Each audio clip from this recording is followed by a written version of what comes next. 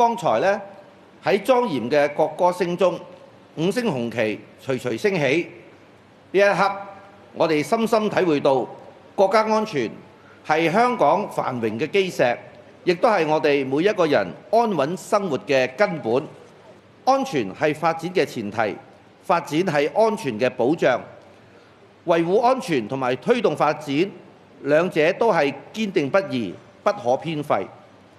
我哋使命在肩，信心堅定。特區政府必定會全面準確貫徹一國兩制方針，堅定不移維護國家主權、安全、發展利益，守護香港嘅繁榮同埋穩定。同時，我哋亦都會把握國家15+5規劃嘅機遇，主動融入同埋服務國家發展大局，以高水平安全保障高質量發展。